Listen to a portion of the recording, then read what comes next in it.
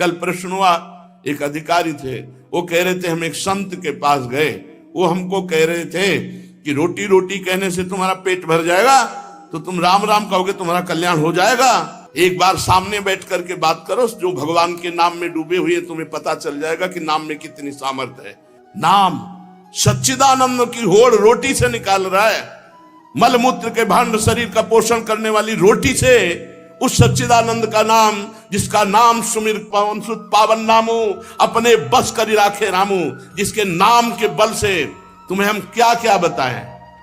जो आज जो कुछ भी शून्य के आगे अंक लगा वो नाम ही है, नहीं सब शून्य है। नाम धाम रूप लीला इनकी अवहेलना करके पता नहीं कौन से सिद्धांत से भगवत प्राप्ति कराना चाहते हैं, कौन से सिद्धांत का ज्ञान नहीं है। अष्टांग योग, सांख्य योग, कर्म योग, भक्ति योग, यही तो योग है। बचपन से इन्हीं योगों में तो धूल धूसरित हुए, तब हम बोल रहे हैं राधा राधा राधा राधा। रोटी रोटी कहने से तुम्हारा पेट नहीं भर जाएगा, लेकिन राम राम कहने से जन्म जन्म की भूख ना मिट जाए तो मुझे बता दो, जन्म जन्म की भूख मिट जाएगी। कैसे बात, तुलसी जाके मुख से धोके निकसत राम, ताके पक्की पक्तली मोरे तनु की चाम। अभी भगवान की कृपा है कि कहीं कहीं भगवत प्रेमी महात्मा भगवत मार्ग की पुष्टता प्रदान करने वाले शास्त्र सम्मत वचन बोलते हैं। शास्त्र के वाक्य बोलने पर मौन और निराश उदास हताश व्यक्ति के हृदय में भगवत प्राप्ति की लालसा पैदा हो जाए, ताली बजाने की हिम्मत ना हो। यार पूरी जिंदगी बर्बाद हो गई। आज महात्मा के वचन सुनकर हमारे हृदय में विवेक जागृत हुआ, आज से भजन में लगूंगा। अब लो नसानी अबना न सही। कोई भी सिद्ध महापुरुष का नाम बताओ जो भगवान के भजन के बिना सिद्ध हुआ। गुरुवाणी जी ललकार ललकार करके जो 10 गुरु हुए, सब नाम पे हमारे सनातन धर्म के जितने भी सिद्ध महापुरुष हुए सब नाम से। कबीरदास जी, धन्ना जाट जी, रामानंद स्वामी, जितने भी महापुरुष सब भगवान के नाम से। पता नहीं अब कौन से महापुरुष पैदा हो रहे हैं जो नाम की अवहेलना, धाम की अवहेलना, मूर्ति पूजा की अवहेलना। आज तक कोई भी साधक या सिद्ध हुआ हो जिसने गुरु की आराधना ना की और सिद्ध हो गया हो, मैं बताना कुछ नहीं हाथ लगा। तो गुरु मूर्तिमान थे या अव्यक्त? मूर्तिमान। गुरु के वचन साकार थे या निराकार? साकार। गुरु के चरण साकार थे कि निराकार? और जब माथा रगड़ते तो स्थिति निराकार में हो जाती है। समझो, वेद वांग्मय भगवान का साकार रूप है। पता नहीं कौन सा आजकल ज्ञान हो रहा है, बेमतलब की न शास्त्र में लिखा है और न कहीं किसी संत से सम्मत है। जिस सभा में भगवान की निंदा हो, भगवान के नाम की निंदा, उठकर खड़ा होकर विरोध करके चल देना चाहिए। ये जब मर के जाएंगे तो एक बार राम उनके लिए भारी पड़ेगा यमराज को निर्णय करने के लिए। परिणाम में होता है एक मन गेहूं आज फेंक दो, कल 50 बोरी निकाल लो तो तुम्हें बहादुर समझे। समय लगता है। अगर निरंतर जपोगे तो इसी जन्म में तुम्हें अनुभव हो जाए। हम कह रहे दूसरे की बात मानने की जरूरत, आप खुद देखो। जब नाम तुम्हारे जीवन में नहीं था तो तुम क्या थे, आज नाम है तुम्हारे जीवन में तो क्या हो, खुद देख लो। दूसरे की कहने की क्या जरूरत है। भक्ति ये छाती प्रमाण है इसका। शास्त्र प्रमाण, संत प्रमाण है तो दूर की बात रही, जाने मोरी छाती प्रमाण है। तो इसलिए बहुत कान संभाल करके ऐसे पाखंडियों के वचन न सुने जाए जो भगवान की अवहेलना करते हैं। परम ज्ञानियों में शिरोमणि महान महान पुरुष सब भगवान के नाम रूप लीला धाम में लगे। हरिशरणम एक क्षण भी नहीं भूलते सनकादि। बड़ी विचित्र दशा है। कलयुग में ब्रह्म ज्ञान बिन नारी नर करें न दूसरी बात, और कौड़ी लागी लोभवत करें विप्र गुरु घात। बिल्कुल गोस्वामी जी सत्य लिख गए। जिसकी जिह्वा पे नाम है, वृंदावन की भूमि से बैठ के कह रहा हूं, भगवान की भी ताकत नहीं कि उसका मंगल कर सके।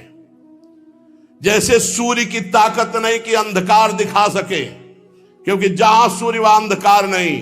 ऐसे जहां भगवान का नाम है तो भगवान भी अमंगल नहीं कर सकते। इतने शास्त्रों में उदाहरण बड़े पड़े, और सबसे बड़ा उदाहरण हम और हमारी छाती है। हम किसी के सपोर्ट से नहीं चल रहे, किसी के हम सिखाए या पढ़ाए नहीं चल रहे, नाम भगवान के सपोर्ट से चल रहे हैं, नाम की गर्जना से जी रहे हैं, नाम की गर्जना से दहाड़ रहे हैं। नाम ही हमारा जीवन है। सामने आके बात करे जिसको लगता हो नाम में कितनी ताकत है। नाम ही हमारा जीवन है, नाम ही हमारा सर्वस्व है। हमें कोई गति नहीं चाहिए, बस हमारे हृदय से नाम चलता रहे। बस पूज्य भाई जी हनुमान प्रसाद पोद्दार जी की परम कृपा, उन्होंने ऐसा ठास के नाम भरा। पूज्य गुरुदेव भगवान जो बचपन से लिए उन्होंने नाम भरा। पूज्य हितजू महाराज क्वाहम तो छा परम धमा प्राण हो घर कर्मा यत्तन्नाम स्फुरति महिमा रेश वृंदावनस्य। राधा नाम पूज्य गुरुदेव भगवान, नाम नाम नाम सबका सार नाम। और जो नाम ना पकड़े तो वो अपने जीवन की हाल देख लेना आगे चल के। और नाम पकड़ लिया तो चाहे कामी हो, चाहे क्रोधी हो, चाहे लोभी हो, चाहे मोही हो। भागवत में लिखा है कि पुत्र के बहाने नारायण बुलाया तो भगवान की प्राप्ति हो गई। अहो वत्स पचतो गरीयान जिह्वाग्रे वर्तते नाम तुभ्यम। वो चांडाल भी श्रेष्ठ है जिसकी जिह्वा पर भगवान का नाम विराजमान है। एक गुरुजी ने कहा चेला को, बहुत दिन से सेवा कर रहा था, क्या चाहिए? गुरुजी जो आप उचित समझो। उसे बहुत गरीब आदमी हूं, आपकी सेवा में लगा। बोले आज वो अमोघ वस्तु देंगे जिसकी समानता त्रिभुवन नहीं कर सकती। जाओ गंगा स्नान करके आओ। गंगा स्नान करके आए। बोले बेटा राम राम राम, किसी से कहना नहीं, बहुत गुप्त चीज, अमूल्य वस्तु।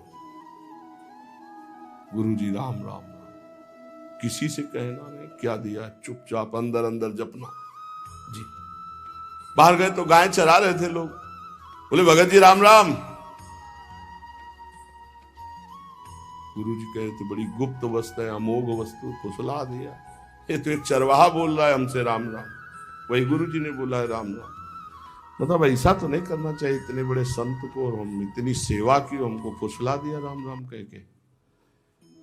दूसरे दिन सेवा में बोले गुरुजी एक बात कहना चाहते। बोले बच्चा बाद में कहना, बहुत जरूरी काम है। वो झोली है, उस झोली में एक वस्तु टंगी है, उसको बेच आओ बाजार में, पर केवल मूल्य भर जानना, बेचना नहीं, खाली वापस आओ जाओ। वो गुरुजी हमें बात कहने थी। बोले तुम्हारी बात जे ही ये काम करके आओगे सो। ले गए तो एक भाटा आलू गाजर बेच रहा था, उससे कहा ये तुमने देखा चमकता हुआ पत्थर? तो बोले 2 किलो बैंगन ले लो। बोले नहीं लाओ। पेन से लिखा कि सब्जी बेचने वाले ने 2 किलो बैंगन इसकी मूल्य लगाया। अब एक बनिया के पास गया, बोले ये लेंगे आप? उसने कहा चमकता हुआ कोई पत्थर है। कहा 1000 रुपया। बनिया ने 1000 रुपया वापस ला। स्वर्णकार के पास गया, उसने देखा कि है तो हीरा, पर ऐसे गंवार के पास असली हीरा कहां से हो सकता है। उसने कहा 1 लाख रुपए देंगे। 1 लाख रुपए स्वर्णकार ने। और जौहरी के पास गया, जौहरी ने देखा, उसने कहा कि 1 करोड़ रुपया। जौहरी सबसे बड़े जौहरी के पास गया, उसने कहा ईमानदारी के बात बताएं, हमारे यहाँ जितने हीरे सोना चांदी के आभूषण सब ले जाओ तो भी इस हीरे की कीमत नहीं है, इस लोक का है नहीं, ये अमूल्य हीरा है। अमूल्य हीरा सबसे बड़े जौहरी। गुरुजी बेचे आए? आपने कहा तो वापस ले आना, कीमत पता लगाया है। क्या? तो बोले बैंगन बेचने वाला कह रहा था 2 किलो बैंगन ले लो। पूरा सबका बता। बोले बेटा अगर हम ना कहते तो तुम 2 किलो में ये अमूल्य हीरा बेच आते। ए बेटा, जैसे इस हीरे की कीमत कोई बड़ा जौहरी जानता है, ऐसे भगवान नाम की कीमत कोई नाम जापक महापुरुष जानता है। ये संसारी भोग वासनाओं में लिप्त ये थोड़ी नाम की महिमा को जानते हैं। नाम की अपार महिमा है। जितना जो नाम जप करेगा उसके अंदर वो प्रकाशित होगा। कलयुग केवल नाम आधारा, सुमिर सुमिर नर उतरे पारा। मान लो हमारी जो मानना है, नाम कृतयुगे ध्यायते विष्णुम तेतायाम यजते मखई द्वापरे परिचर्यायाम कलौ तद्धर कीर्तनात्। हरेर नामयु हरेर नामयु हरेर नामयु केवलम कलौ नास्तेव नास्तेव नास्तेव गति अन्यथा केवल नाम केवल नाम।